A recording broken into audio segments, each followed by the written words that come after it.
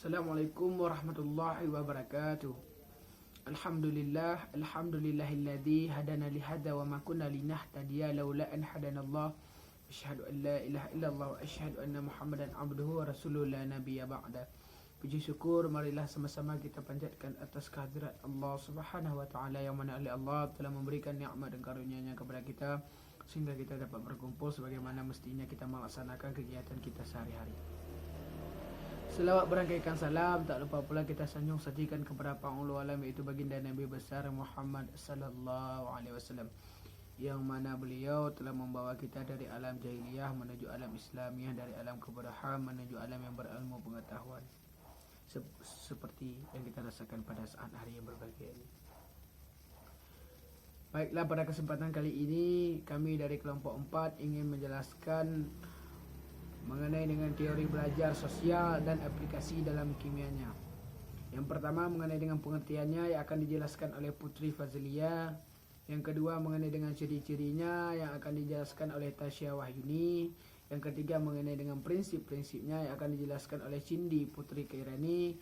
Yang keempat mengenai dengan implementasi akan dijelaskan oleh Tengku Adenin Fadila. Yang terakhir kesimpulannya yang akan dijelaskan oleh Aramika Simah Bengi.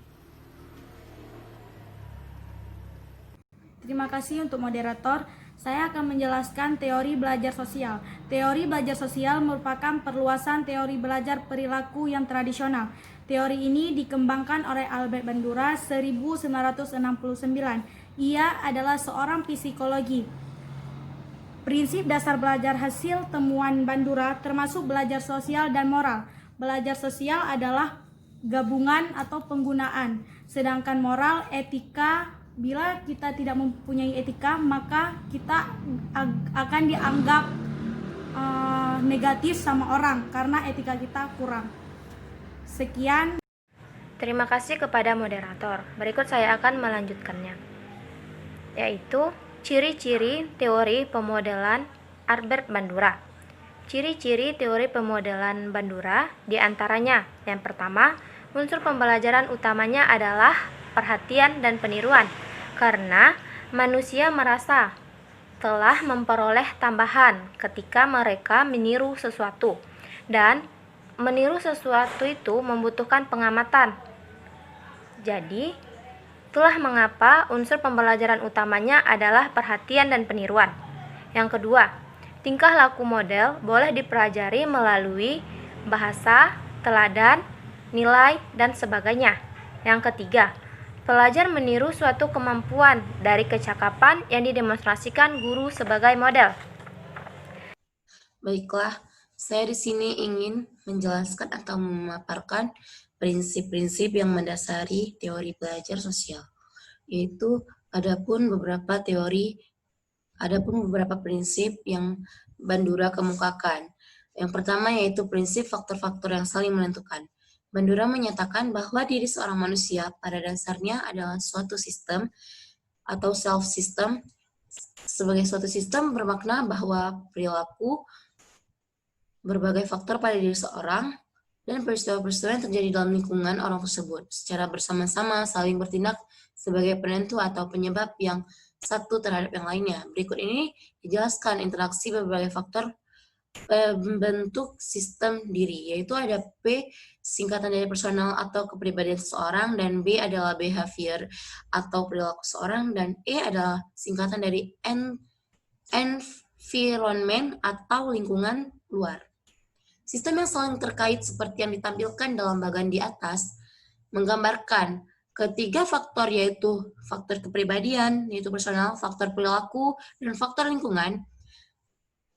Ya, sepasang anak panah yang berlawan arah pada setiap faktor tersebut menunjukkan bahwa setiap faktor tersebut dapat mempengaruhi atau dapat bersifat sebagai penentu terhadap faktor-faktor lainnya secara timbal balik. Kemudian yang kedua, yaitu adalah kemampuan untuk membuat atau memahami simbol, tanda, dan lambang. Bandura menyatakan bahwa orang memahami dunia secara simbolis melalui gambar-gambar kognitif. Jadi, orang lebih bereaksi terhadap gambaran kognitif dari dunia sekitar dibandingkan daripada dunia itu sendiri. Artinya karena orang memiliki kemampuan berpikir dan memanfaatkan bahasa sebagai alat berpikir, maka hal-hal yang telah berlalu dapat disimpan dalam ingatan. Dan hal-hal yang akan datang dapat pula diuji secara simbolis dalam pikiran. Perilaku-perilaku yang mungkin diperlihatkan akan dapat diduga, diharapkan, dikhawatirkan, atau diuji. Cobakan terlebih dahulu secara simbolis dalam pikiran, tanpa harus mengalaminya, gambaran kognitif dari masa lalu maupun masa depan. Itulah yang mempengaruhi atau menyebabkan munculnya perilaku tertentu. Yang kemudian yang ketiga itu ada kemampuan berpikir ke depan. Selain dapat digunakan untuk mengingat hal-hal yang sudah pernah dialami, kemampuan berpikir atau mengolah simbol tersebut dapat dimanfaatkan untuk merencanakan masa depan. Orang dapat menduga bagaimana orang lain bisa bereaksi terhadap seseorang, dapat menentukan tujuan dan merencanakan tindakan-tindakan yang harus diambil untuk mencapai tujuan-tujuan tersebut. Inilah yang disebut dengan pikiran ke depan, karena biasanya pikiran mewakili tindakan.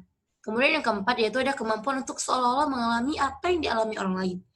Orang-orang, terlebih lagi anak-anak, mampu belajar dengan cara memperhatikan orang lain, berperilaku, dan memperhatikan konsekuensi dari perilaku tersebut. Inilah yang dinamakan belajar dari apa yang dialami orang lain. Kemudian yang kelima yaitu ada kemampuan mengatur diri sendiri. Prinsip berikutnya dari belajar sosial adalah orang umumnya memiliki kemampuan untuk mengendalikan perilaku mereka sendiri.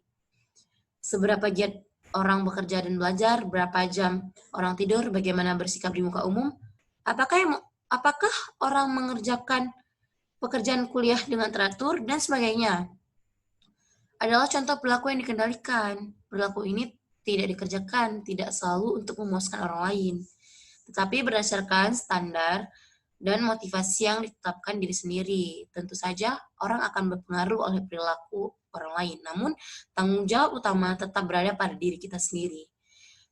Prinsip terakhir ini menerangkan bahwa kebanyakan orang sering melakukan refleksi atau perenungan untuk memikirkan kemampuan diri mereka pribadi. Mereka umumnya mampu memantau ide-ide mereka dan menilai kepantasan ide-ide tersebut, sekaligus menilai dari diri mereka sendiri.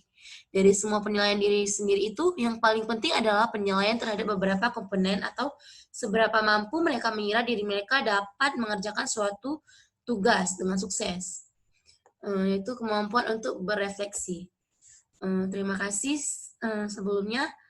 Mungkin itu saja yang dapat saya sampaikan. Mungkin dilanjutkan oleh teman saya yang lainnya. Terima kasih. Baik, selanjutnya saya akan menjelaskan tentang contoh implementasi atau aplikasi teori belajar sosial dalam kimia.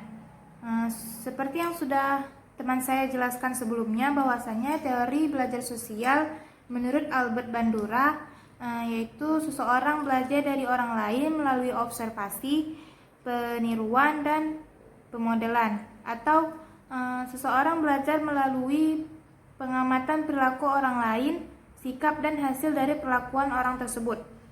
Jadi contohnya di sini misalnya seorang pelajar melihat temannya dipuji oleh gurunya karena telah melakukan suatu eksperimen yang luar biasa. Jadi seseorang teman yang lain melakukan tindakan yang sama atau menirukan tindakan yang sama untuk melakukan eksperimen yang luar biasa agar mendapatkan pujian dari gurunya tersebut. Dari sini kejadian itu merupakan contoh penguatan melalui pujian yang dialami oleh orang lain yang melalui peniruan. Contoh lain, misalnya dalam sebuah proses belajar mengajar di suatu laboratorium, awalnya siswa tidak tahu bahwa bagaimana cara menggunakan alat-alat yang ada di laboratorium. Jadi seorang guru awalnya harus memberikan pengajaran bagaimana cara menggunakan alat-alat yang ada di laboratorium. Jadi semua siswa di dalam kelas harus memahami dan memperhatikan bagaimana cara penggunaannya agar nanti saat melakukan eksperimen dia dapat menirukan bagaimana seorang gurunya tadi melakukan atau menggunakan alat-alat yang ada di laboratorium itu. Sekian dari saya, terima kasih. Bismillahirrahmanirrahim. Baik, sebelumnya saya ucapkan terima kasih kepada moderator atas waktunya. Nah, jadi di sini saya akan menyimpulkan teori belajar sosial dalam implementasi kimia. Nah, di mana dimulai dari pengertian, ciri-ciri, serta prinsip dan contoh implementasi teori belajar sosial kimia ini, bisa kita tarik kesimpulan bahwasanya yang pertama, teori belajar sosial ini bisa merubah perilaku. Nah, bisa merubah perilaku seorang anak yang mana awalnya tidak mau belajar menjadi ingin belajar dengan syarat adanya latihan-latihan serta pengulangan dan penguatan materi. Nah, yang kedua, teori belajar sosial ini bisa dinilai melalui kognitif dengan adanya multi-level yang baru dengan strategi dan model perubahan yang mencerminkan contoh yang baik. Nah, jadi di sini kita makhluk sosial yang dimana kita itu akan dilihat serta akan dinilai oleh orang dan orang akan meniru hal-hal yang positif dari kita. Jadi, lakukanlah hal yang baik agar peniruan juga menjadi yang terbaik. Dan kesimpulan yang ketiga, yaitu dengan adanya teori sosial ini, ia menentukan 4 kutub, di mana dinilai dari pemikiran, perasaan, serta pengamatan. Nah, pemikiran pengamatan sangatlah penting di dalam teori belajar sosial ini, karena dengan adanya pengamatan, dengan adanya pemikiran, maka terjadilah perubahan. Nah, telah jelas dikatakan oleh Albert Bandura ini bahwasanya dengan teori belajar ini maka perubahan itu bisa terjadi. Nah, mungkin hanya itu yang dapat saya sampaikan. Saya kembalikan kepada moderator. Terima kasih. Baik, syukur alhamdulillah. Pada hari ini kami telah mempresentasikan mengenai dengan teori belajar dan aplikasinya dalam kimia. Semoga saja bermanfaat bagi kami sendiri dan bermanfaat juga bagi teman-teman sekalian. Saya akhiri dengan mengucapkan wabillahi taufiq wal hidayah. Wassalamualaikum warahmatullahi wabarakatuh.